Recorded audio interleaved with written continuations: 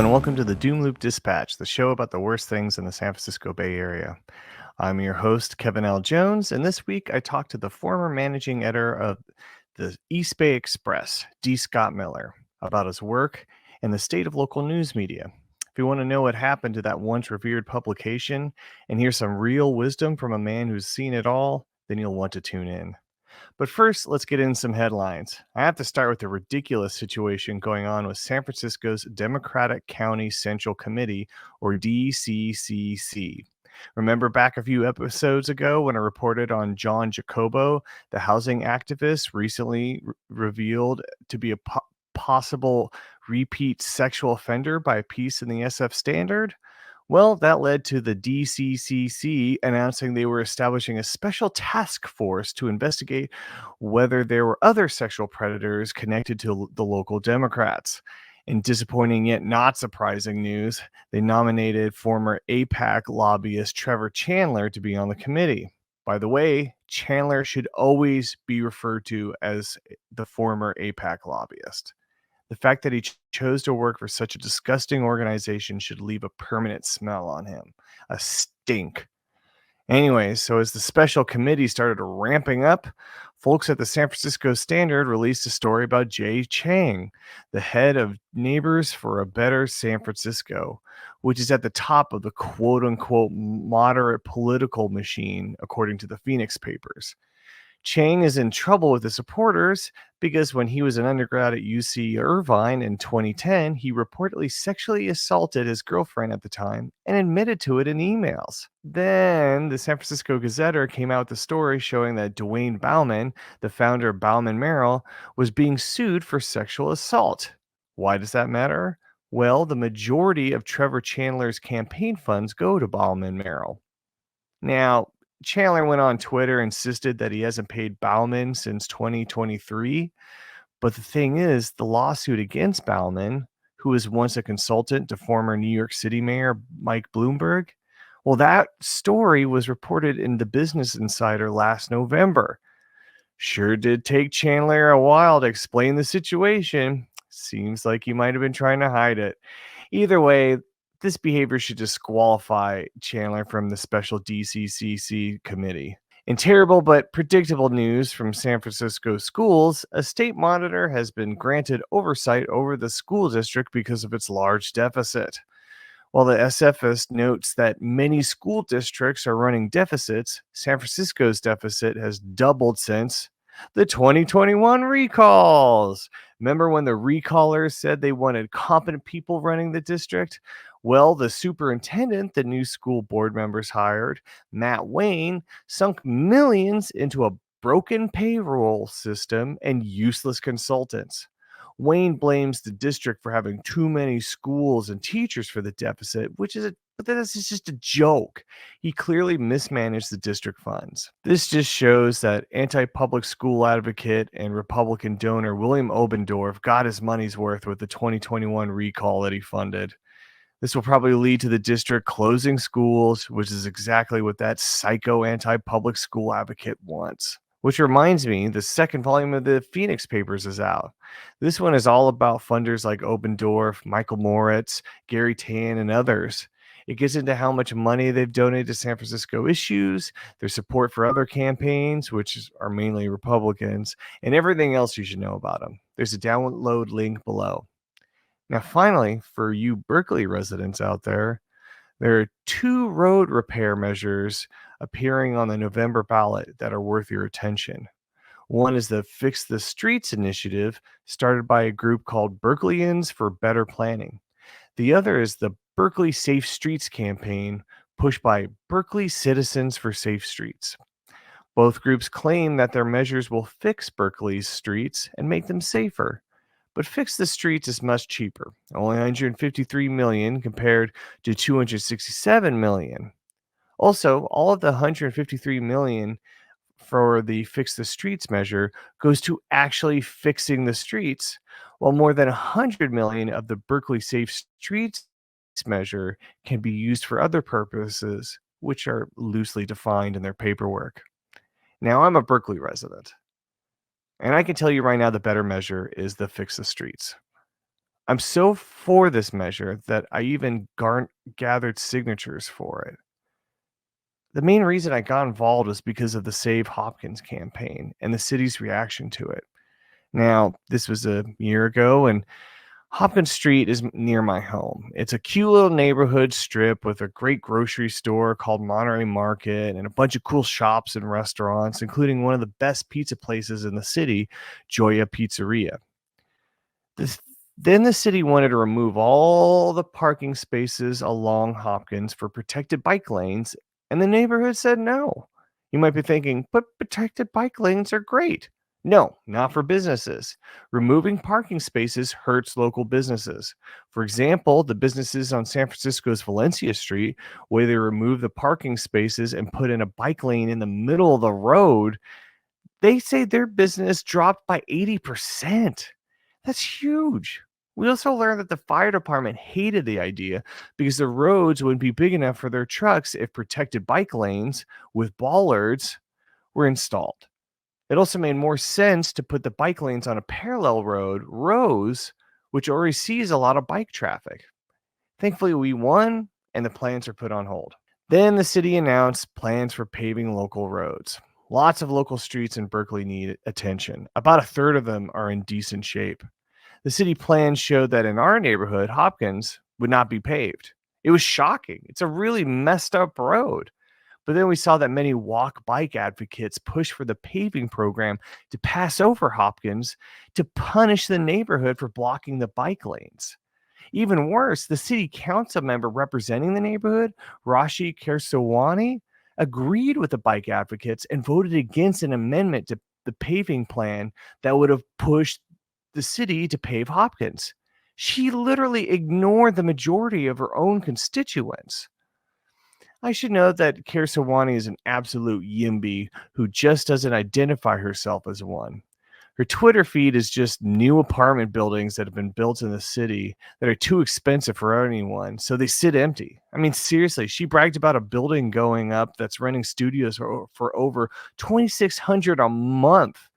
Even worse, she's the biggest proponent for one of the dumbest project ideas ever, the massive apartment buildings on the North Berkeley BART station parking lot. My neighborhood turned into a parking mess because of that stupid thing, but that's a whole other episode. Anyway, so after the city council got vindictive, the neighborhood got together and decided to push the Fix the Streets measure.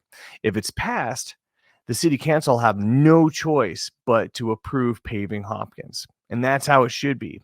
If it takes this for our city council to listen to its residents, so be it.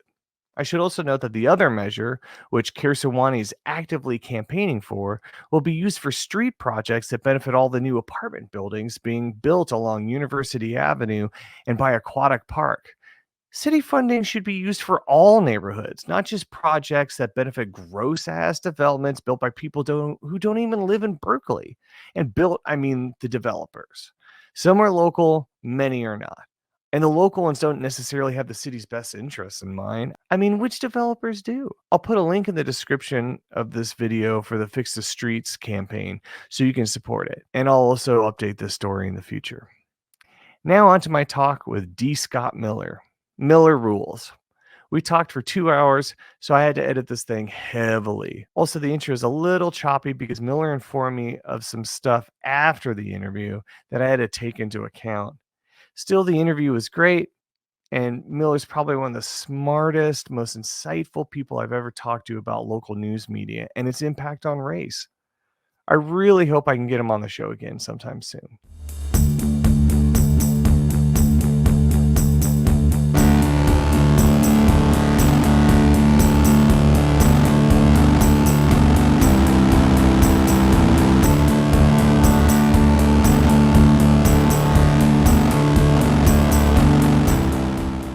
Former managing editor of the East Bay Express and a longtime art critic.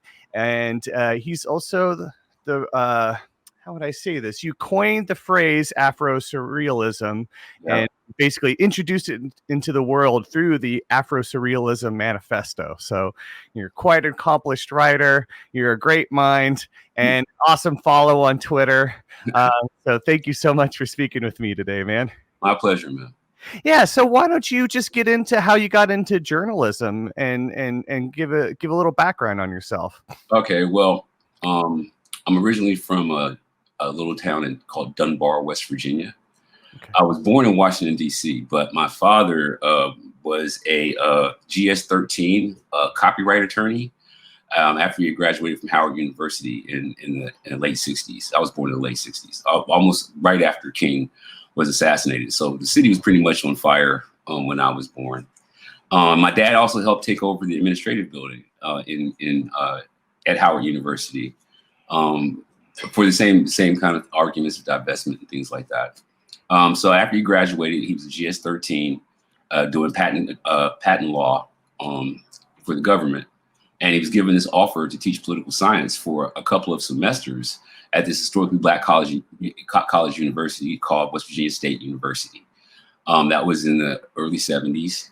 And that ended up being a place where he ended up teaching for 40 years. Oh, wow. So my mother is, they both met, coincidentally, in Alabama State. And they both attended the church in Birmingham, even before Martin Luther King had actually been there. They'd already been attending that church in Birmingham. There was one in Montgomery and one in Birmingham. So, and I mean, and this is back, when the Black church was really more than just a place of fellowship. It was actually a place of organizing. And so they're both involved in the bus boycotts. They're both involved in, my mom graduated with an MSW, moved out to Los Angeles, and just so happened to be a probation officer during the Watts riots. Whoa. That's crazy. So I mean, I come from a really, America was still very much segregated when I was born. Like the Civil Rights Act actually passed in 1964. And it takes a good 10 to 15 years for any kind of legislation to actually be fully enacted. And then in West Virginia, I actually was, my parents were the first Black people to live on that block in Dunbar, West Virginia. The neighbors actually had a vote to see whether or not they're going to burn a cross in our yard. Ooh. And they decided not to, but yeah. But, and we didn't even know anything about this until like years later. I was there. I was one of the kids that was getting yelled at for segregating the school. Dunbar Elementary School at the time was still a very segregated school. When I was entering elementary school, there were people actually standing out in front of the school with picket signs. Oh, God. Saying no niggers in our school. Like this is something that really happened to me. Oh, man. So you were your own Ruby Bridges, huh? Yeah. And it was really scary. I mean, I remember it, but when I was in college, I started writing for the school paper. At first, I was going to follow in my dad's footsteps and be an attorney. My dad is not a judge, but back then he was an attorney. He retired as a judge. But I was going to follow in his footsteps, so I took political science and I was pre-law. And then I realized that what I liked doing better than just regular, because all throughout college, I was actually an assistant to my dad. I was like the assistant paralegal. He had a paralegal, and I actually would assist the paralegal. So I was always doing things like pulling out citations from law books, writing the notes for briefs. So the paralegal they taught me how to write the notes that they can give to my father, who would turn those into briefs. So I've been doing that since I was 17 or 18 years old. And then I realized I actually liked the reporting and writing part better than I did the law part. So I switched over my major to English composition with a minor in journalism. And that's so I started writing for the school paper. And over the course of writing for the school paper, I was recruited by the Charleston Gazette, which at the time was the paper of note in Charleston, West Virginia. Mm-hmm. I was a cub reporter there for about maybe a year, and I was given a column. I was the youngest columnist to ever write a column for the Charleston Gazette or any other newspaper in West Virginia. Oh, wow. That's awesome. Yeah, I was thinking about maybe 20, something like that, getting ready to graduate. And then I moved out here to San Francisco through the Writers Corps program that was started by Bill Clinton in '93. They actually got me out here, set me up at a place, and I taught creative writing and poetry to inner city kids at Hunters Point, Western Addition, the Mission, occasionally, the Avenues and things like that. But my focus pretty much was places like Hunters Point. Mhm. And because those are the kids I really wanted to work with on top of everything else. Being a Black kid growing up in a place that was predominantly white and often hostile, I was able to really talk to kids about, how writing and being able to express yourself and being able to compose. Those are the things that can actually help you get out of situations, to be able to articulate on the page. And then I started writing I got really curious. I had a friend named Brad Wieners. I used to work at this bookstore called Dog-Eared Books that used to be on Valencia and 23rd. Mm-hmm. That's when I got the job there. That had to be like 93, 94. And there was a guy named Brad Wieners who actually ended up being the editor of Wired when it first came out. One of the editors at Wired. But at the time, he was a contributing writer to the San Francisco Bay Guardian. He wrote this piece on Jimmy Buffett. And I thought that was just the coolest thing because, I didn't really, we didn't really have an alternative press when I was growing up. There was no alternative press. When I was in college, I used to read the Village Voice a lot, because he used to have it in my college library. I used to read that every Wednesday. So, I'm looking at people like Greg Tate out of the Voice, and he's very much an inspiration for me. And I was like, okay, well, that's something I'd like to do. I'd like to write for alternative paper. And so it was just a happy coincidence that Brad was working there. I think he is now an editor at Men's Health or someplace like that. But he put me on to how to start pitching to different alternative papers. So the real art of journalism, one of the hardest things to do. And so I started writing for, I was a stringer, but I don't even know if people are really familiar with stringer is. That is somebody who gets no byline. I would write like 100-word thing on an event. Get paid something like $25, but I'd get no byline. But I just knew I'd be getting my foot in the door. But I was still very much a teacher. Primarily, I was still very much a teacher, but I love working in bookstores too. So I was kind of like, I'm young. I was like, 24, 25 years old. So I'm able to multitask, so I'm teaching, I'm writing poetry. I'm doing spoken word events. I'm writing sporadically for mostly the SF Weekly, but then it started spilling over into the San Francisco Bay Guardian. But then my writing actually took me to another place. I ended up being very much an advertising and marketing guy. Oh. And I ended up being the director of marketing for Dance Magazine, which was at the time an international dance magazine.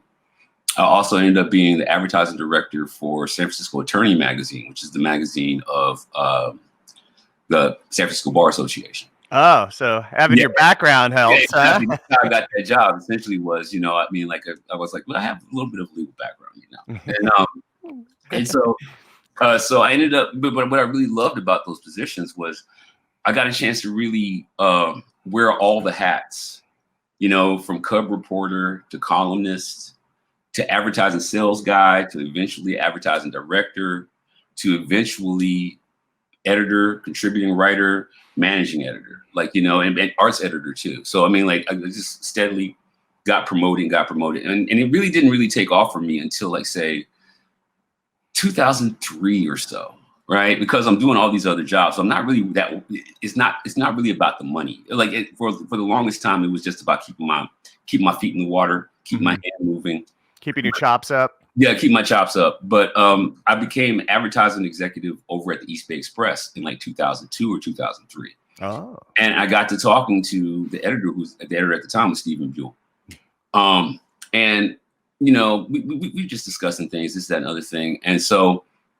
When it's a conflict of interest in order to be an advertising person and write for the paper simultaneously. Yep, gotta have that wall. Yeah, basically. So I talked to Buell about it, and he said, "Okay, well, you know what? What we'll do is that we'll take you off of that position, and let's say we make you a contributing writer for the East Bay Express." And so I started out doing book reviews for them, and then I moved on to larger pieces and larger pieces, and from there I met Johnny Ray Houston over at San Francisco Bay Guardian.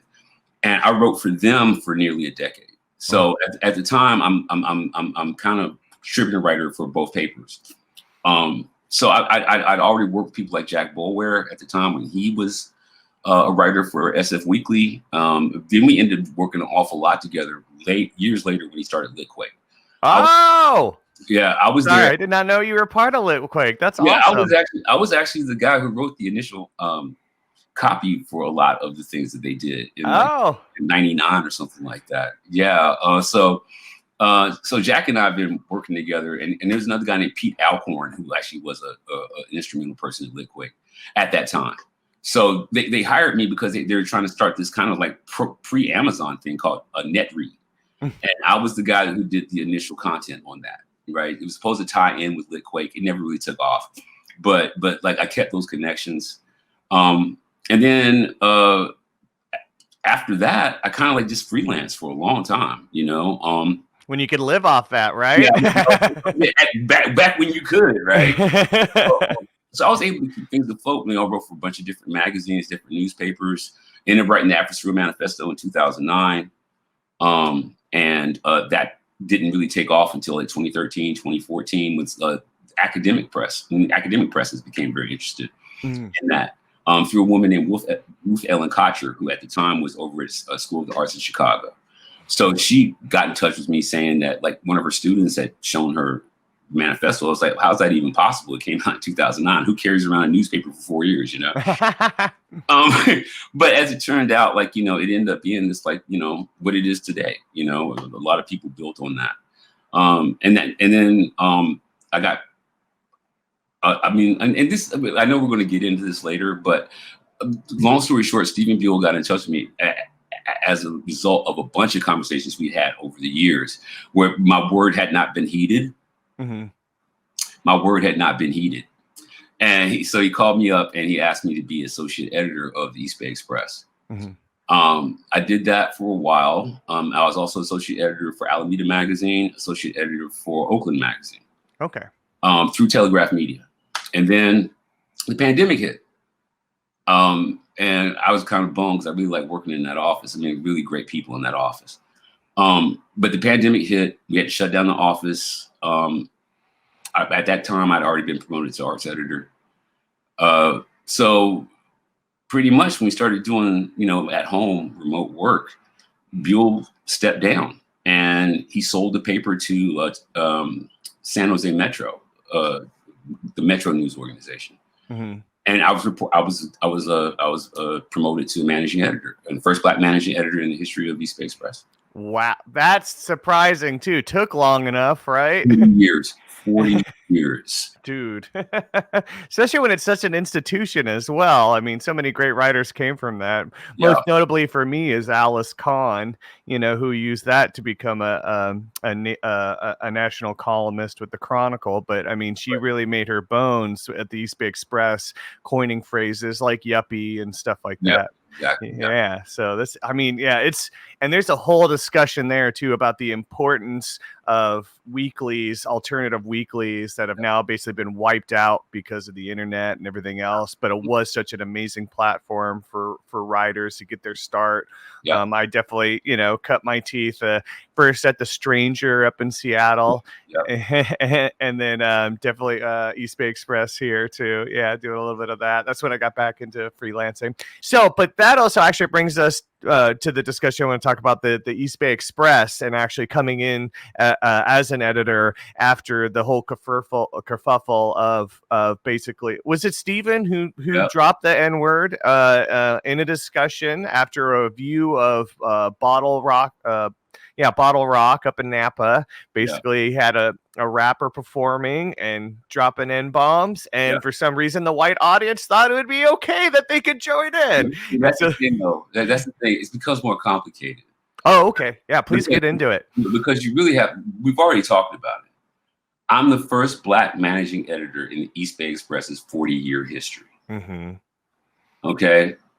The East Bay Express has never promoted any Black person beyond calendar editor, right? Like I think there was an arts editor for about maybe a week. Her name was Ruth something, but that was like 2014, 2015, something like that. So even then, right? So the discussion that Stephen and I used to have all the time, right? I used to have the same discussion with Tim Redmond over at San Francisco Bay Guardian and Johnny Ray. How come you don't have any Black people on staff? Where are the Black people on staff? You will take a Black freelancer like it's nothing. You would take a black freelancer, but you refuse to give them health insurance. You refuse to give them a byline outside of like their little freelance thing. So you're totally fine with black voices, but you won't put black voices in positions of power. Yep.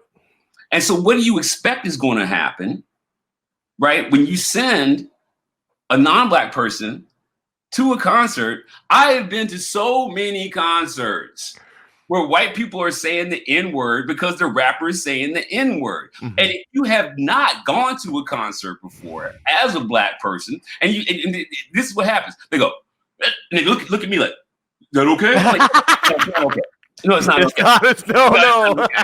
No, it's not okay. Yeah, but the thing is that if you send a non-black person to a situation like that, they're going to see that.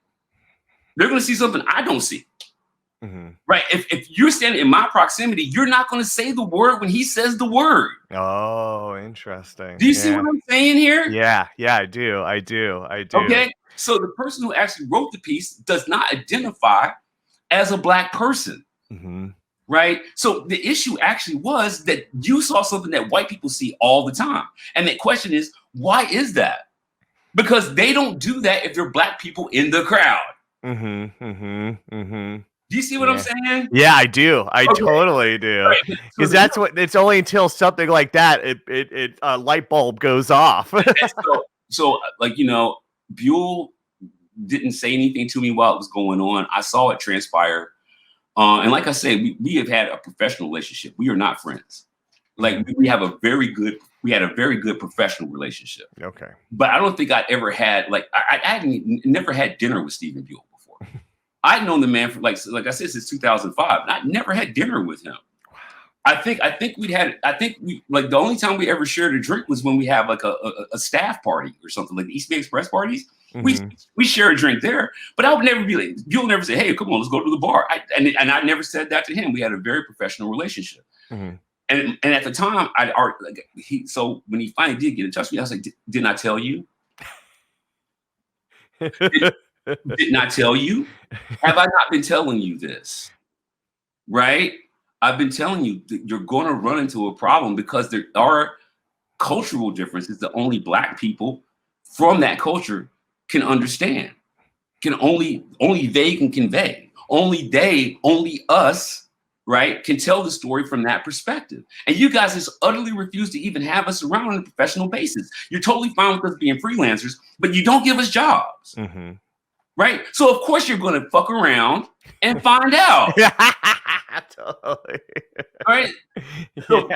So at first Buell called me because like he was just like, man, I mean, I just wanted to check in with you. I know you're hearing all this shit and blah, blah, blah. I was like, yeah, I heard it, but you guys had it coming.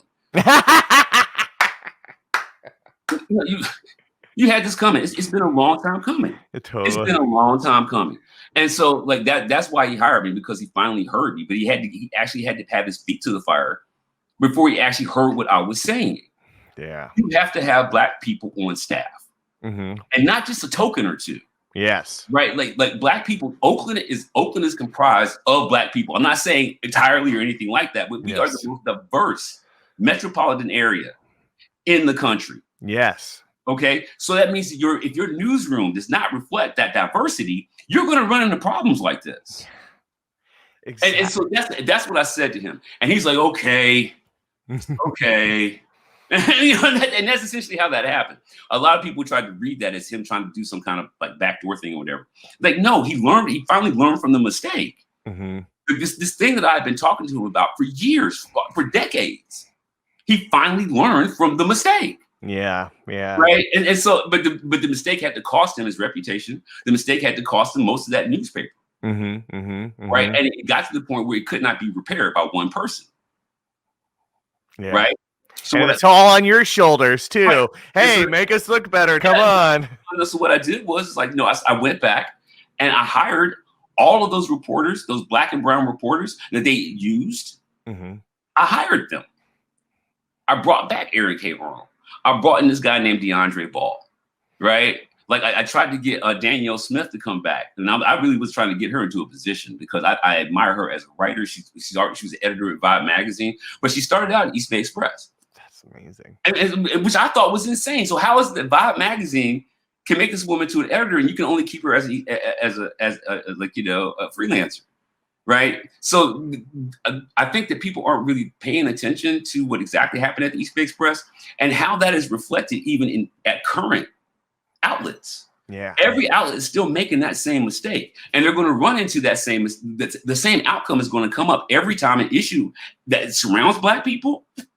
If you don't have a Black person there, don't send somebody who is your other tokenized minority to do the job. Yeah. Which is what they do. Like you have a 98% white newsroom, right? Your newsroom is 98% white. So what do you think the topics are going to always be about? And what do you think? And how do you and what think, perspective? Yeah, and in what perspective is going to be presented as you talk about those topics? Yeah.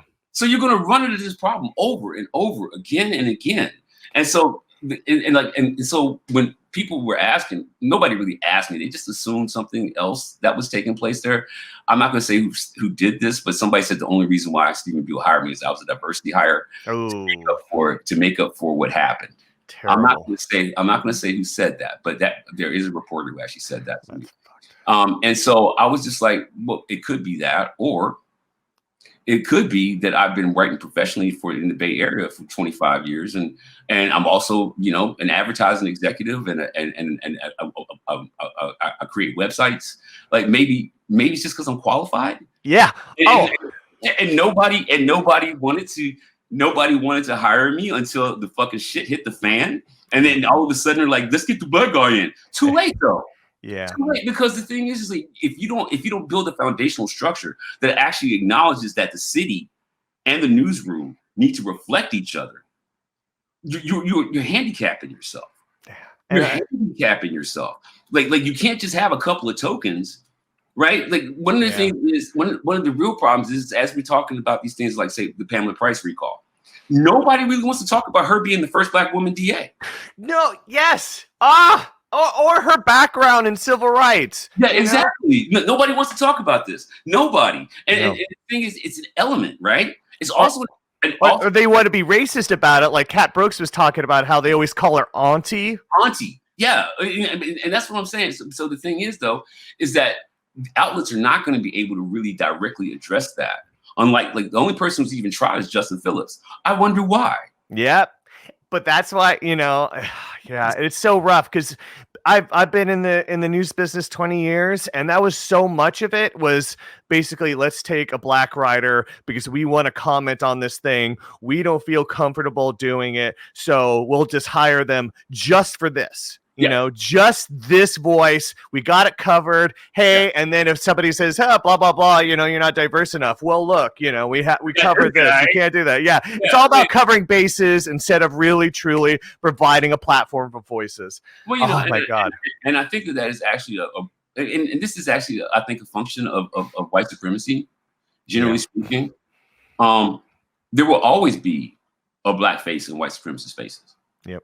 But there always will be. Yeah. And most of the time, that Black face is in charge of things, or at least apparently in charge of things. They appear as if they're in charge, right? Mm-hmm. And because that shields the white supremacist structure, because it's, well, we got our Black guy, right, or we got our Black guys, right, and it's even worse when they people try to claim that their movement is grassroots, and they're not reflective of what grassroots movements actually look like. Yep.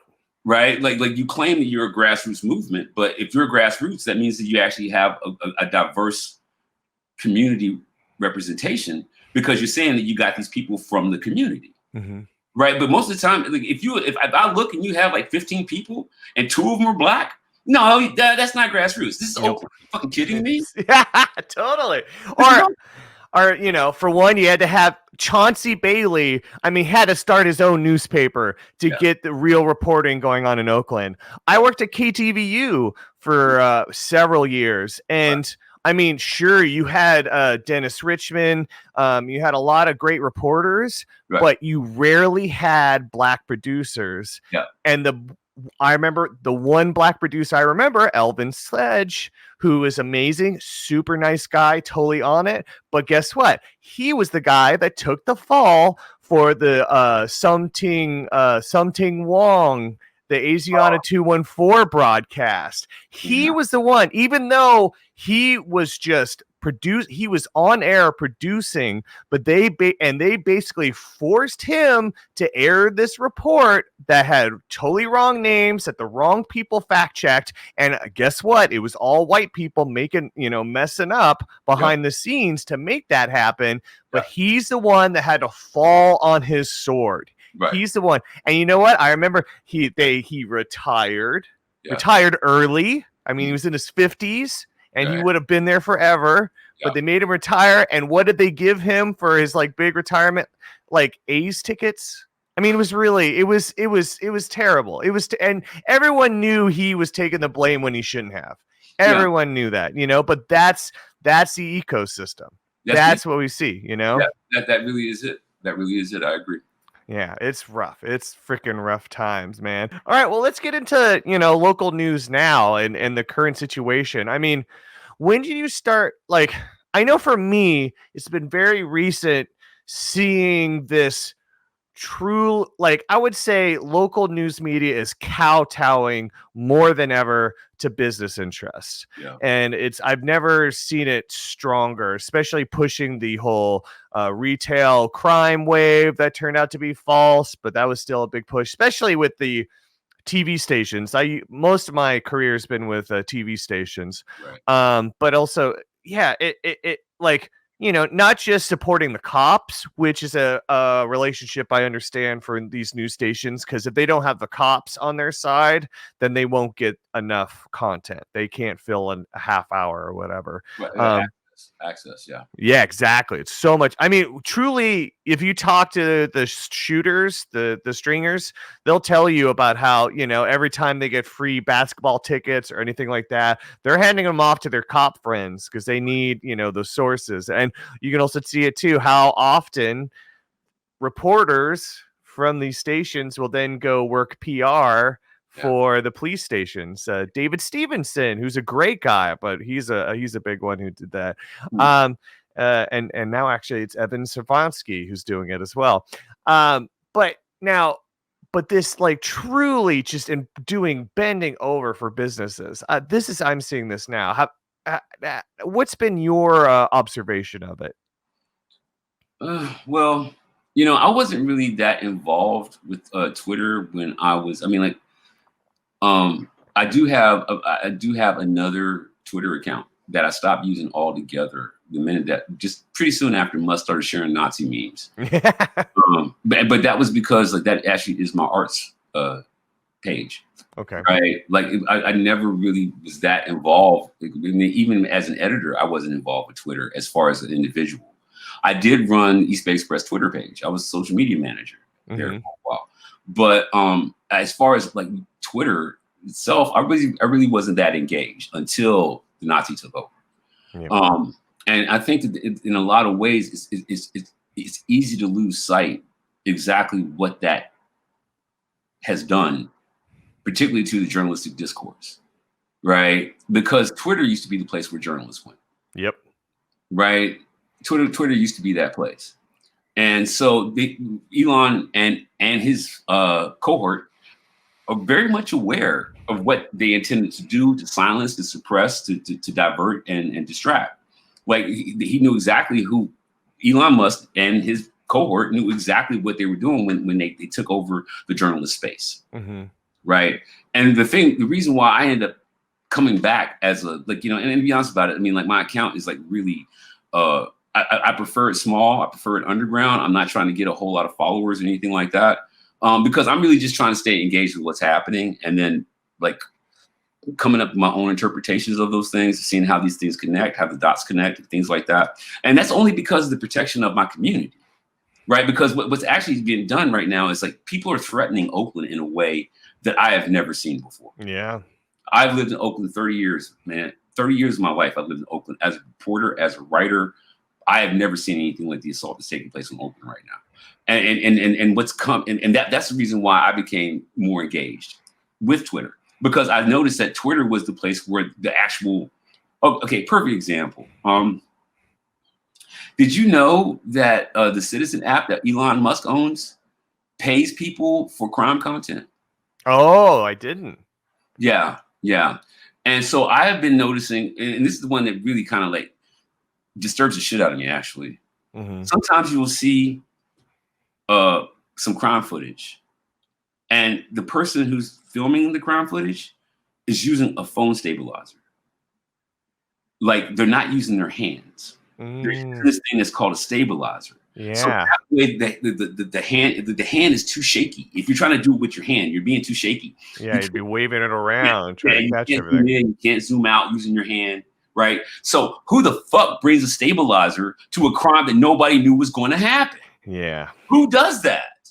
That's a Right? good question. And more often than not, right? I mean, I can tell the difference because more often than not, the camera's not shaky. If you were trying to film something with your phone, it's going to be shaky, and that's why you have a stabilizer. Yep. But who brings a stabilizer to a fucking Walgreens in the middle of the afternoon to watch a bunch of kids stuff bags with fucking like shampoo? Yeah. Who does that? Yeah. Right. So I'm not. So and this to me, like these things remain speculative. I'm being speculative on this. You know, there is no proof, no evidence. But it's odd that the connection is Elon Musk between the Citizen app he owns and Twitter, which he owns. Right? Like that is an interesting connection. And then if you go even deeper, sometimes you'll see this footage on Twitter that is so egregious, you wonder how come KTVU hasn't run it yet. Yeah. Right? I mean, I actually saw these guys one time, and they're supposedly in a Walgreens, and they're actually taking out cash boxes from underneath the register, and those cash boxes, they're taking those cash boxes and putting them in their backpacks, and people just standing around just watching. And I was like, Henry K. Lee would love this shit right here. Yeah, totally. Right? Like if this were real, Henry K. Lee would love this shit. Oh yeah, he'd be jumping on it. But the thing is that Henry K. Lee saw it and decided not to jump on it. I wonder why. Right? Because and these are the things that I think as a Black person, because honestly, basically what we're seeing now is crime has become once again an analogy for Black people. Yes. But that's essentially anytime you say crime, like now people are saying, okay, well that's Black people. Yeah. Right now, there's never any real mention of the wage stuff that's actually causing all these people to like like Safeway is overcharging us for food, and then saying that the people who are stealing it, self checkout is doing it, and we find out you guys are actually like increasing prices on food by 20 and 30%. Yeah, right. We're not going to talk about the wage stuff that Walgreens found continuously guilty of. Right, but we are going to talk about a bunch of people stealing shampoo and it's hurting their bottom line. Yeah. Right. So, but the thing is that the thing that I'm paying most attention to is I have a Black son and I have a Black daughter, and they both live in Oakland. And I am not trying to be complacent while like these money interests try to put all the blame and onus on the Black population of Oakland, California, making it more difficult for my son to walk down the street, making it more difficult for my daughter as she ages to go to school. Right. Like, and so like to me, it's a very personal thing. And it's taking place on the news. Yep. It's taking place in the news. Right. And so the anti-Blackness of it. Right. And like I say, and a lot of people want to say this is about politics. I personally don't believe it's about politics. I think these are transactional things. Right. It's easy to overlook a bunch of shit when you're just trying to get access to that person, or get access to their money, or get access to their influence. You will look the other way. This is the very definition of Donald Trump. Yes. Like he could be an utter piece of shit, but he's got the access, he's got the money, so people overlook him being such an awful goddamn person. But they will overlook it because he's got a transactional power. Yeah. Right. I think a lot of these things that are happening with like the reporters, I mean, I wouldn't necessarily know if Henry K. Lee is necessarily a racist, right? I would even go as far as to say I'm not even sure that Diane Yap is actually a racist. Well, some of the shit she says so super racist. She says racist shit because it's expedient. Yeah. She says racist shit because that is the transaction that she's agreed to do with somebody someplace else. Yeah. Like it doesn't necessarily mean that what you're saying is even something you even fucking believe. You're just trying to get access to something else. Right? But you don't give a shit about throwing Black people and poor people and brown people under the bus in order to get that thing. Yeah. So like more than anything else, most of the people are just fucking sociopaths. Yeah. More than anything else, it's not even necessarily about racism. You're using racism as an anti-blackness as a way to get access to something else. Yes. Okay, like so basically, okay, look, we all know that Sam Singer is the guy who writes these fucking press releases. No, we all know this. Yeah. We all know Sam Singer. Yeah. But is Sam doing it because he's got some kind of personal animus against black people and poor people? No. He's doing it because he wants the money, he wants the access, it's transactional. It's so transactional. So it's not like, so people are trying to make it sound as if it's a political thing. It's not. What the only thing that's really driving this is greed. Yeah. Greed. Yep. And they do not give a fuck about the politics behind it. Yep. If the left wants to do something, you know what? Take the big ass pocketbooks, go talk to Bill Gates and shit, and build an apparatus that counters these apparatus. Right? Like, so they got the Manhattan Institute, the Heritage Foundation, the Discovery Institute, the Koch brothers and shit. And everybody's like, Soros funded. Fuck, we need more Soroses on our side. Yeah, exactly. You know, or move on. Come on, you. It's ridiculous because the thing is like, I do believe that people who aren't part of harm media, right, are part of safety media. Yeah. And safety media is not about mobilizing people. It's not about bringing forth, like, you know, the biggest animus, creating animosity and hostility, right, in order to make people mobilize through that anger, right? Like if you really are genuinely a grassroots organizer, or genuinely somebody like Kat Brooks, for example, who actually is doing grassroots organization to help her community when it concerns about police violence, right? It's not like she's asking anybody to attack the cops. She's asking the cops to stop attacking black people. Yeah. Right? Exactly. Hurt people. So stop hurting them. But people might call Kat Brooks a political agent. She's not a political agent. She's talking about human rights. Yeah. And human rights are not politics. You see what I'm saying? Like, yes. there's legislation, yeah, but human rights are not politics. So what you're doing is you're trying to take away black people's human rights, black people's rights to exist, and turn that into a politic. Yep. Right. That's not political. That's about human rights. Yeah. Right. Like if you're trying to reinstate segregation, that's about human rights. It's not even about civil rights. If you're trying to say that every black person who got hired was not qualified to be hired, but were diversity hires, that means you're trying to take away their humanity. Yep. And so much of it too is to fire up certain bases and stuff. I mean, you're so right about Twitter. I mean, I remember when I was back in KTVU back around the 2010s, like, you know, when there would be like breaking news, such as a mass shooter or something, you know, you'd have one guy writing the reports, and then you'd have another reporter just on Twitter, just posting things, what's happening, so people could get that information, know what's going on, and it would be shared with other reporters and stuff. So you're monitoring that stuff, finding out what's going on. A true service. Now it almost seems like it's just about either bringing people down or pushing narratives. And I think the scariest, most fucked up shit that I've been seeing is the Stop Asian Crime and these kind of accounts where it's like truly they're being like, you know, worse than Diane Yap because they're faceless, and so they could be an anonymous. It could be even more racist, and it's truly pushing old debunked ideas about black people in relation to crime and stuff. Just trying to, I mean, it's, you know, what's so crazy is like, you know, if you actually look at it, if you really think about it, the first time I noticed it was the Chronicle about maybe 4 years ago. Yeah, right when the pandemic started, actually.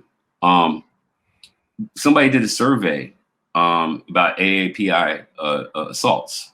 Right. And people started focusing on Oakland, right? Saying that Oakland had assaults. But that very same survey actually said that San Francisco had more. And the Chronicle actually focused on Oakland. And this is when I was still on Facebook. I wasn't even really fucking with Twitter. And this was just me being myself and just reading it. And I just read the survey, you guys, and it says that Oakland has fewer of these crimes than San Francisco does. So why are they focusing on Oakland for these crimes? This is in my own naivete, right? Like in my own naivete as a reporter, I was like, this isn't adding up, because if San Francisco has more hate crimes against Asians than than Oakland does. Then why are they focusing on Oakland, and why are they focusing on Black people in particular in Oakland? What is that? What is that? And then I started noticing that the footage that they used to share of what was happening in Chinatown in Oakland always came from the cops. It was never from a phone. It was always from a business. Yep. In Oakland. Surveillance, always surveillance cameras. Yeah, and I was like, well, wait a minute now. So that means, okay, who's giving them this footage? Are the cops getting that footage, or is somebody in charge of Chinatown businesses so they can actually cut and paste and pick and choose these violent acts, right? Who would that person be? Maybe the person is in charge of the Chamber of Commerce?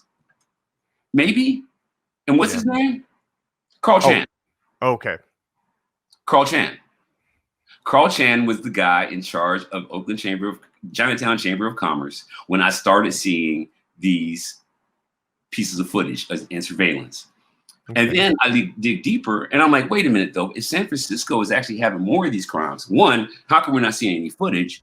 And two, like, what's the Black population in San Francisco again? It's 3%. It's 3 or 4%. Right. So if there are more crimes against Asian people taking place in San Francisco, what is the likelihood that those people doing the assaults are white? Well, greater. Okay. Then one time I saw this thing on CBS News, and I hope you can find this because it was hilarious. Somebody tried to accost this Asian senior on Market Street, and she fought back and hit the guy with something really hard and heavy. Right. So the news started reporting it. Right. And she's standing there and she's got, like, you know, she's clearly been hit and shit, but she's mad as fuck and she handled the business, right? Yeah. There's this white guy on a stretcher right next to her. Yeah. But here's the thing that killed me. The reporter said, we haven't been able to identify who did the assault. I'm like, on the stretcher. The white guy on the stretcher, maybe? Maybe it's the white guy on the stretcher. I don't know my Facebook enough. I can find that for you. But basically, like, you know, it all started when Trump said China virus. Right. So what you're actually saying is that there are more Black Trump supporters who actually work under his commands than there are white people, white Trump supporters who work under his commands. Right. So it was a fantastic distraction away from something that actually did happen. Trump said China virus. Yep. And assaults on Asian people increased. But you're saying that those assaults increased because Black people listened to Trump. That's to me. That's right. That's right. I remember that. So much of the footage was only focusing on the attacks by Black people, and it's just like, but also too. And what kills me though too is there's also the trend that's ignored that I think should be talked about more too is the fact that a lot of the victims are elderly. Right. And elderly victims have always been easy pickings. They don't have to be Asian, honestly. Right, they don't. But the thing I think that is most compelling about that whole thing, and it took a long time for it to unravel so we could actually understand what was going on here. Right. A lot of that was connected to the Chesa Boudin recall, and a lot of it is connected to the Pamela Price recall, and even the Xingdao recall. Right.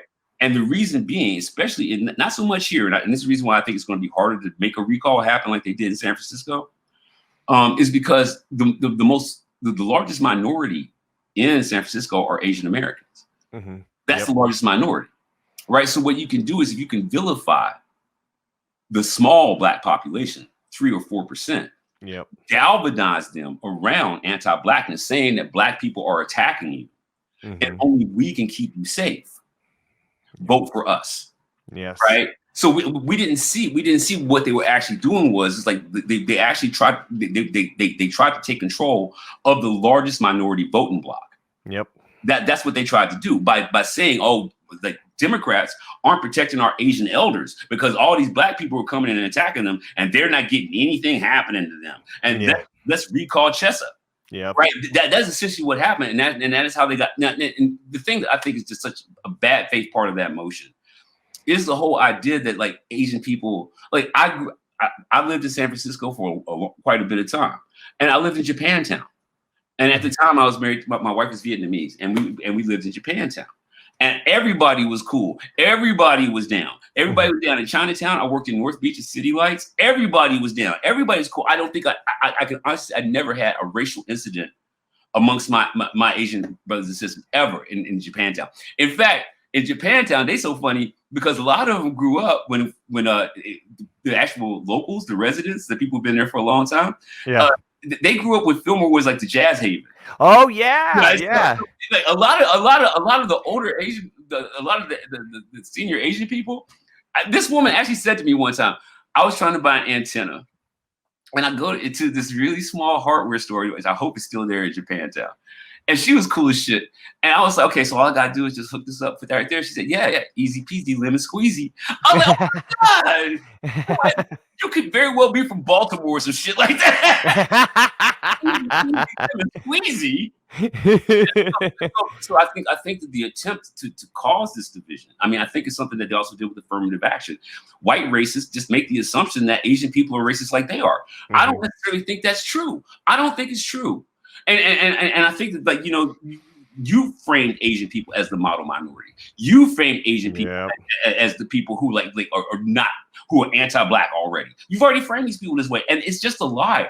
And I think it's terrible because the only people who are really responding to that lie as if it were real are white people. Yep. You don't see Asian people going for it. They don't fall for it. Yep. But white people definitely do. White people definitely fall for it, right? So I mean, like, and to me, it's divide and conquer. It's just another divide and conquer tactic. Yep. Like, if San Francisco really wants to get back on track, they have to get a Latino, Black, Asian coalition going on. Mm-hmm. Because white supremacy is organized itself to keep you guys divided. Yep. So figure out a way to not let white supremacy do that to you. And I think the same thing is true in Oakland. Don't let white supremacy do this to us. And even if they put black faces on the front of it, they are trying to divide us, right? Yeah. And so if they succeed in that, then it's minority rule, which is essentially what they're trying to get to. Yeah, they're trying to get things prepared. White supremacists are trying to get things prepared for when they are the minority, and like say 20 years from now, mm-hmm. right? When the demographic shift happens, you're going to be a minority. So what you're going to do, and it's not even really a minority. You're just going to be population-wise equal. And it's very scary for a lot of people. Yeah, it's really ridiculous though. But this is great, man. We got to do this again. Yeah, it was really wonderful talking with you about all this stuff, and there's so much more history and stuff we can get into too. So this is awesome.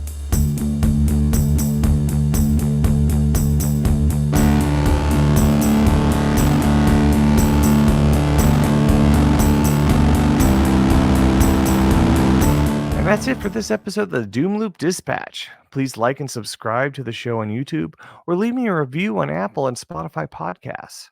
I'm also on Twitter and Instagram, so follow me there. And if you really like the show, please support me and subscribe to my Patreon. I have a $1 support level for those who can't provide a lot, but the $5 level is awesome. Not only will I take show suggestions from you, you'll get access to my long-form narrative podcast about underground music, Original Press, before anyone else. Before I go, I want to play a tribute to a great singer we lost last week. We lost a lot of greats in music recently, like Steve Albini of Big Black and Dennis Thompson of the MC5. But I want to focus on the wonderful punk singer Gary Floyd. Floyd made a name for himself as the frontman for the Dicks, the Texas punk band. Floyd was also an openly gay man in Texas who, like Randy Biscuit Turner of the Big Boys, would dress in drag while on stage. But no homophobe dared take him on because his band would beat the crap out of anyone. Like many other folks in this nation, Floyd was different and his lifestyle was not accepted where he grew up. So he moved to San Francisco. Before the techies took over, people did that. And that's how San Francisco became a vibrant, creative community all the way back in the 60s. The Dicks didn't last forever, but Floyd kept singing, fronting bands like Sister Double Happiness and Black Holly Ma. While Floyd's voice could sound scary, he was also the sweetest man I ever talked to. He was a big, lovable bear, and god damn could he sing. While he's best known for singing one of the greatest punk songs of all time, The Dicks Hate the Police, I'm going to leave you with this cover of the Beach Boys song, Sail On Sailor. It's a jaw-dropping performance. So then, see you next time, Doom Loopers, and until then, keep fighting the good fight.